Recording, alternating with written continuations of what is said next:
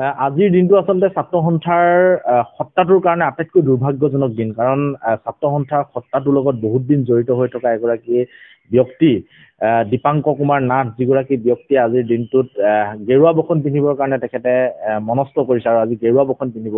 আমি ছাত্ৰ সন্থাৰ তৃণমূল কৰ্মীসকল আজিৰ দিনটোত ভাগি পৰিছোঁ আৰু ৰাইজৰ প্ৰশ্নবানৰ সন্মুখীন হৈছোঁ। বিভিন্ন সময়ত ৰাইজে এতিয়া ছাত্ৰ সন্থাৰ সত্তাটোক আচলতে প্ৰশ্ন কৰিছে যে ছাত্ৰ সন্থাৰ মজিয়াত থাকোঁতে যিখিনি কথা বতৰা কৈছিল তাৰ এটা ওলোটা খৰ মাৰি এতিয়া বিজেপিত আজি যোগদান কৰিছে। এই কথাটোৰ কাৰণে আমি বেজাৰ পাইছোঁ, দুখ পাইছোঁ। আৰু যিগৰাকী ব্যক্তি দীপাংকৰ কুমাৰ নাথ যিগৰাকীয়ে ছাত্ৰ সন্থাৰ মজিয়াত থাকি আজি 1 বছৰ 3 মাহ হ'ল তেখেতে ছাত্ৰ সন্থাৰ মজিয়াৰ পৰা বিদায় লোৱা আৰু আজি গেৰুৱা বসন পিন্ধিব। আচলতে তেওঁ যে জাতিটোক গাদ্দাৰ কৰিছে, ছাত্ৰ সন্থাক গাদ্দাৰ কৰিছে আৰু তেখেত পাভলুটি যে মাৰিছে এই কথাটো আজি প্ৰমাণ হৈ গ'ল। আৰু বিভিন্ন সময়ত এইগৰাকী ব্যক্তিক কৈ থকা দেখিছোঁ যে বিদায় লোৱা দিনাখনেই কৈছে ছাত্ৰ সন্থাক সুধি আমি ৰাজনীতি কৰিম বুলি।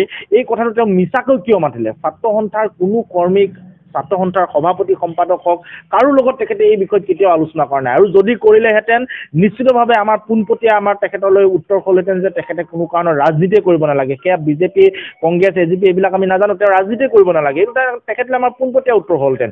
কিন্তু তেখেতে এটা মিছা কথা কৈ ছাত্ৰ সন্থাৰ কৰ্মীক সুধি যাম এনেকুৱা ধৰণৰ কথা বতৰা কৈ গৈ এটা আচলতে জাতিক গাদ্দাৰ কৰাৰ নিচিনা এটা কাম কৰিছে, ছাত্ৰ সন্থাটোক গাদ্দাৰ কৰাৰ নিচিনা এটা কাম কৰিছে। গতিকে এইগৰাকী ব্যক্তিক ৰাইজে চিনি থোৱা উচিত। তেখেতসকলে যেতিয়া কা আন্দোলনৰ নেতৃত্ব দিছিল, তেওঁ আৰু লুৰিণজ্যোতি গগৈ যেতিয়া সভাপতি সম্পাদক আছিল, আমি তেতিয়া জিলা ছাত্ৰ সন্থাত আছিলোঁ আৰু কা আন্দোলনটো সেই সময়ত ভৰপূৰভাৱে গোটেই কা আন্দোলনটো চলি গৈছিল।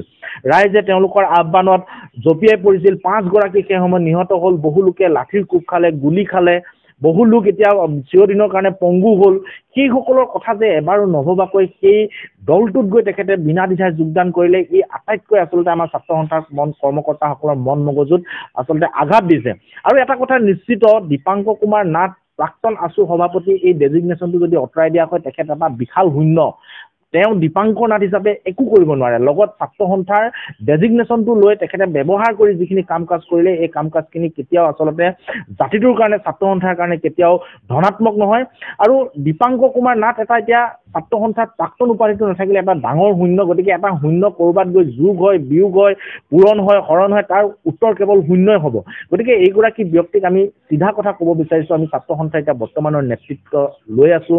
আমাৰ কৰ্মকৰ্তাসকল আজি ভাগি পৰিছে, কিন্তু আমি কৰ্মকৰ্তাসকলক এই মুহূৰ্তত আহ্বান জনাইছোঁ, এগৰাকী দীপাংকৰ কুমাৰ নাথ যিগৰাকী আছুৰ অবিহনে, আছুৰ ডেজিগনেশ্যন অবিহনে, প্ৰাক্তন শব্দটোৰ অবিহনে তেখেতৰ শূন্য এগৰাকী ব্যক্তিক লৈ আমি ইমান উত্ৰাৱল হোৱাৰ প্ৰয়োজন নাই। তেখেতে ছাত্ৰ সন্থাক তেখেতে গাদ্দাৰ কৰিছে, পাভলুটি মাৰিছে। 5 গৰাকী কা আন্দোলনৰ শ্বহীদে এই কথা বতৰাবিলাক দেখি আছে।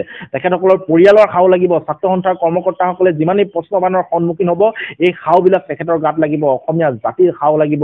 আৰু এই নেতাবিলাকে আচলতে আমাৰ ছাত্ৰ সন্থাটোৰ প্ৰতি, তেখেতে ছাত্ৰ সন্থাটোত থাকোঁতে সকলোখিনি ল'লে, কিন্তু যোৱাৰ সময়ত ছাত্ৰ সন্থাটোক তেখেতে কেৱল গ্লানি দি গ'ল, ছাত্ৰ সন্থাটোক ৰাইজৰ কাঠগড়াত তেখেতে থিয় কৰাই গ'ল। এই কথাটো তেওঁ সময়ত উপলব্ধি কৰিব আৰু এই আটাইবিলাক জাতিটোৰ অভিশাপ তেখেতে কিন্তু ল'বৰ কাৰণে সাজু হৈ থাকক। আৰু আমি পোনপটীয়াকৈ কৈছোঁ, ছাত্ৰ সন্থা 91 চনত তেখেতে ছাত্ৰ সন্থাৰ কেন্দ্ৰীয় সমিতি আহিছিল, যিটো সময়ত আমি জন্মই হোৱা নাছিলোঁ। গতিকে এইগৰাকী ব্যক্তিয়ে আমাক সুধি, আমাৰ লগত আলোচনা কৰি এই কথা বতৰাবিলাক আচলতে আভুৱা ভাবিবৰ কাৰণে কোৱা কথা। তেওঁৰ এইটো ব্যক্তিগত সিদ্ধান্ত, আৰু এইটোৱে যদি তেওঁৰ সিদ্ধান্ত আছিল তেনেহ'লে এই গোৱালপাৰাত সেই সময়ত কা আন্দোলনৰ সময়ত দল খুলিম, বিকল্প শক্তি খুলিম বুলি কৈ ছাত্ৰ সন্থাক সেই সময়ত আৰু এটা আচলতে অভিসন্ধিলৈ ঠেলি দিছিল এইগৰাকী ব্যক্তিয়ে। আৰু সেই সময়ত ছাত্ৰ সন্থাটোৱে কেনেকৈ সংঘৰ্ষ কৰি ৰাইজক লগত লৈ কেনেকৈ আমি আগবাঢ়ি ওলাই আহিছিলোঁ, আৰু আকৌ বৰ্তমান তেখেতে আকৌ এই গাদ্দাৰীটো কৰিছে। গতিকে বাৰে বাৰে ছাত্ৰ সন্থা অত বছৰ কৰাৰ পিছত, ছাত্ৰ সন্থাৰ পৰা সকলোখিনি পোৱাৰ পিছত কেৱল ছাত্ৰ সন্থাটোক গাদ্দাৰী কৰিছে, জাতিটোক গাদ্দাৰী কৰিছে। গতিকে এইবিলাক মানুহৰ যিয়ে অভিসন্ধি নাথাকক, গাদী দখল কৰাৰ অভিসন্ধিয়ে বা নিজৰ ব্যক্তিগত জীৱনৰ যিয়ে অভিসন্ধি নাথাকক, এই অভিসন্ধিবিলাক কেতিয়াও পূৰণ নহয়। এয়া ছাত্ৰ সন্থাৰ কৰ্মীসকলৰ অভিশাপ, এয়া কা আন্দোলনৰ শ্বহীদৰ অভিশাপ লাগিব, এয়া ৰাইজৰ অভিশাপ লাগিব। আৰু এই অভিশাপবিলাকে তেখেতসকলে এদিন ফল ভুগিব, সেই কথাটো স্পষ্ট। গতিকে মই পুনৰবাৰ এটা কথা স্পষ্ট কৰিছোঁ, দীপাংকৰ কুমাৰ নাথ প্ৰাক্তন আছুৰ সভাপতি আছিল, 1 বছৰ 3 মাহ আগতে সংগঠন ত্যাগ কৰিছে। তেখেতে ছাত্ৰ সন্থাৰ সভাপতি, সম্পাদক বা কোনো কৰ্মীৰ লগত কেতিয়াও এনেকুৱা ৰাজনৈতিক কথা আলোচনা কৰা নাই। এইবিলাক তেওঁ প্ৰলাপ বকিছে, এইবিলাক টুলুঙা মন্তব্য।